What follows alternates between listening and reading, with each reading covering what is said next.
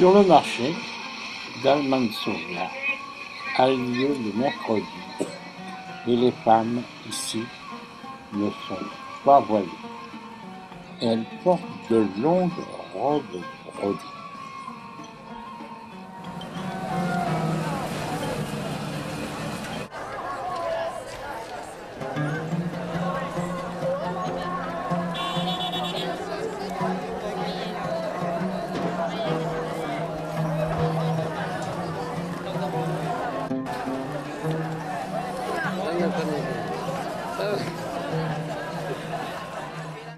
Il y a pas longtemps, d'origine africaine.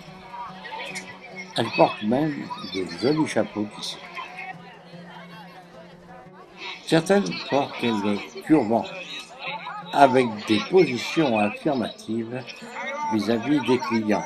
Elles vendent leurs cruches en terre.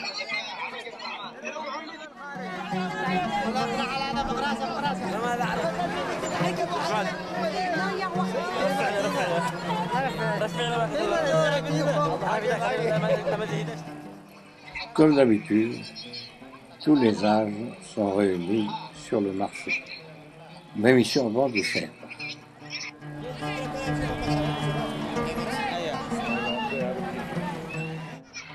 Un peu plus loin, c'est le marché aux bovins.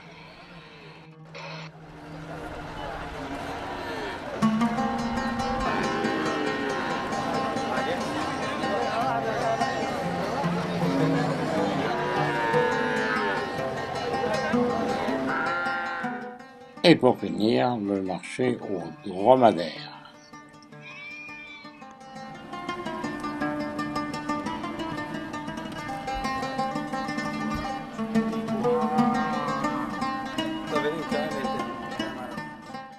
Sans oublier, un peu plus loin, nous allons trouver le marché des ânes.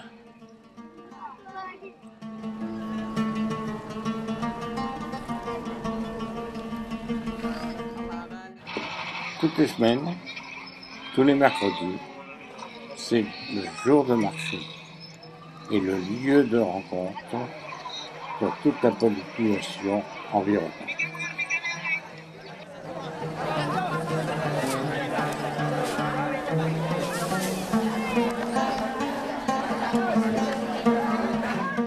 Quelques kilomètres et nous voici à Zabil.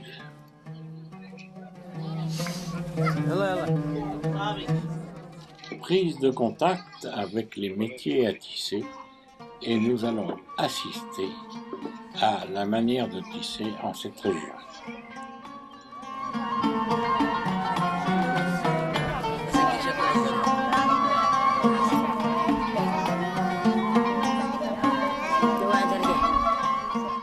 Il faut dire que les métiers à tisser de jacquard ne sont pas encore arrivés sur ce marché.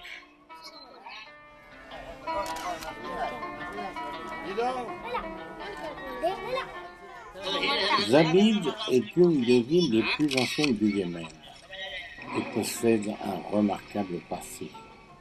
Bien que délaissée, ayant perdu beaucoup de sa splendeur, elle mérite une visite. Sur la côte de la Tiamat.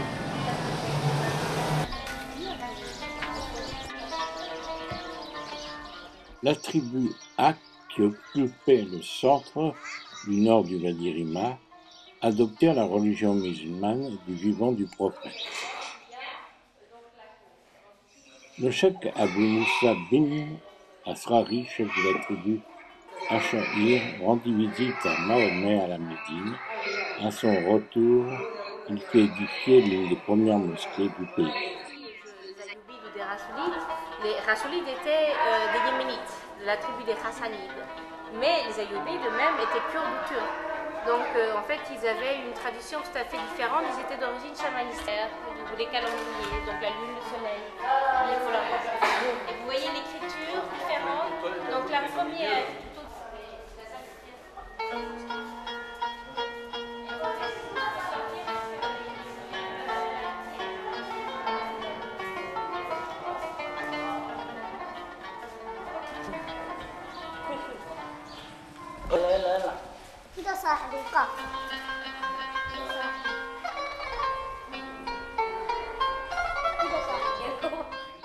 C'est aux Zébide que serait né l'algèbre.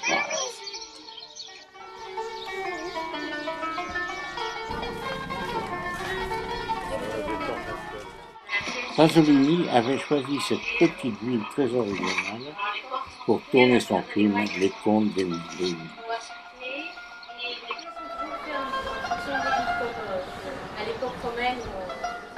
À l'époque de son apogée et de ses universités, Zabid comptait 236 mosquées. Aujourd'hui seules 86 d'entre elles subsistent, mais la ville demeure extraordinaire. Dans les habitations, les hommes occupent toujours l'étage supérieur. Au rez-de-chaussée pour les domestiques, au premier pour les femmes et au second étage pour les hommes. Au dernier étage, celui des hommes évidemment, une décoration beaucoup plus importante est de couleurs variées.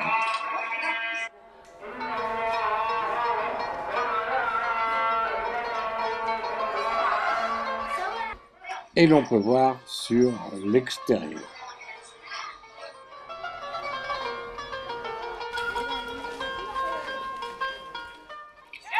Lieu de rencontre et une musique que l'on ne peut pas oublier est le souk.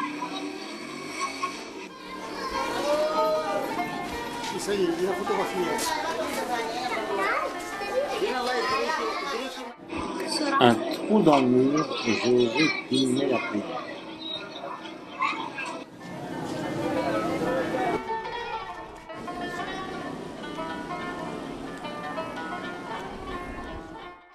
La mosquée Mustapha Pacha se trouve légèrement à l'écart de la ville moderne. La mosquée est couronnée de 12 coupoles, doit son nom au premier gouverneur turc de Tiamah en 1538.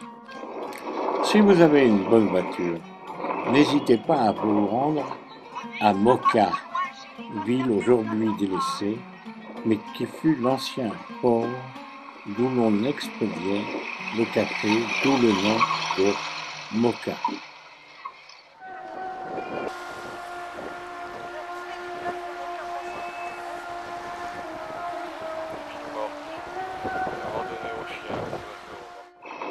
Lieu abandonné, maison superbe, elle-même abandonnée aussi, mais qui dut à une époque être fort intéressante, avec un climat extrêmement doux.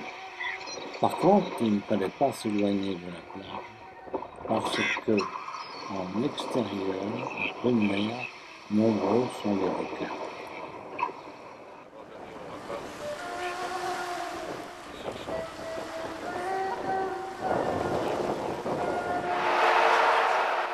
Sous la conduite de Arnaud, route vers Taïs.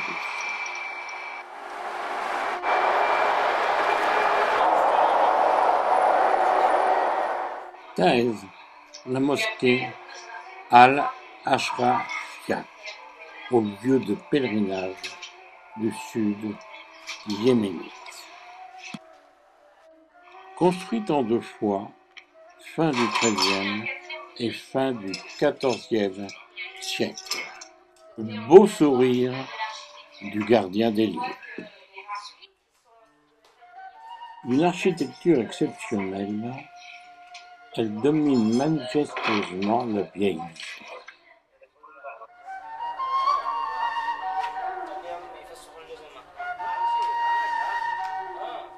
Une remarquable coupole.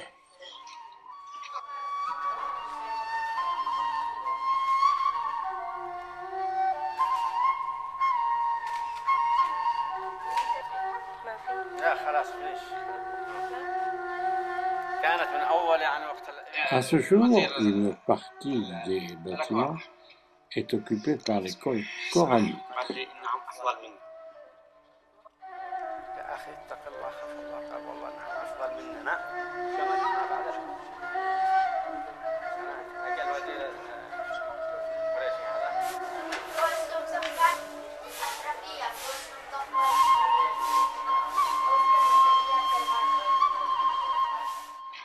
La beauté des portes sculptées. Il faut dire que Taïz fut longtemps la capitale du Yémen.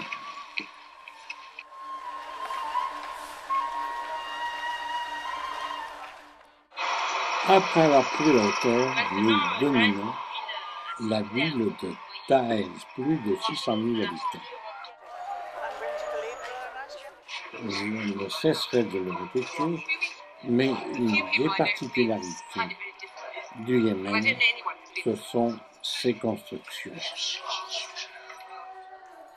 Une architecture que l'on rencontre nulle part ailleurs sur la planète.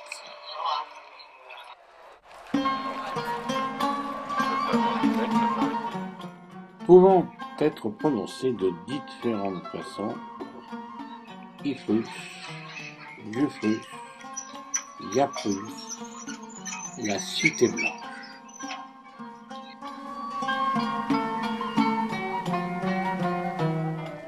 Célèbre pour sa mosquée blanche datant de 5 siècles, ce magnifique édifice blanc se distingue depuis la route d'At-Turba. La mosquée, toujours en activité, est approvisionnée en eau par un aqueduc de 3 km de long.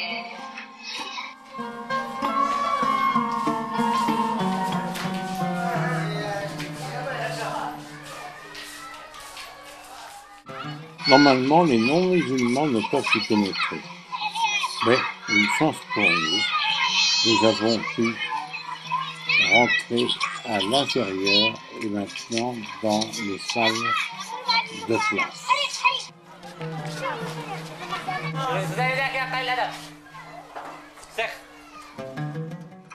Quelques minutes pour observer les enfants et l'instituteur.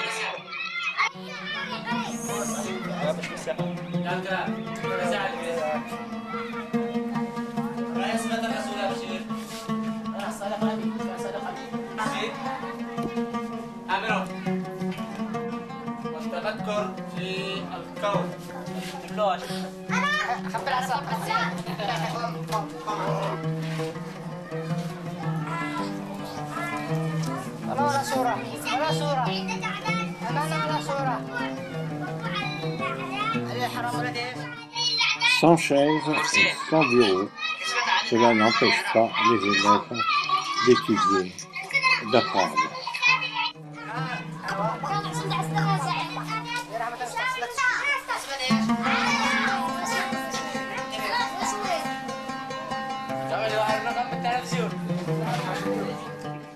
Et un grand respect pour l'instituteur.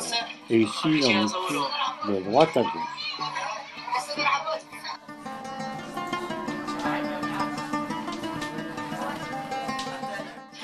Au milieu de la nature, cette mosquée est extraordinaire par sa blancheur et ressort sur la nature extérieure.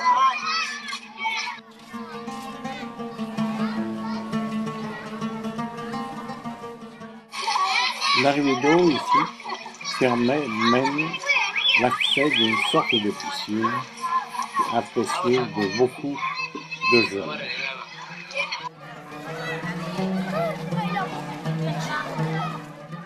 En cet endroit aussi même, l'on pratique l'autoflagellation pour l'Aïd el-Kébir.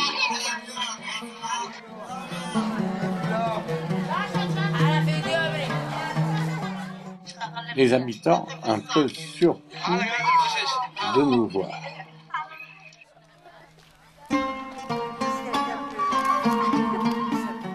Et ce bonhomme, quelle histoire a-t-il à nous raconter, vu son apparence, vu son âge? Ce Yémen nous surprendra à tous ces croisements de route, son histoire.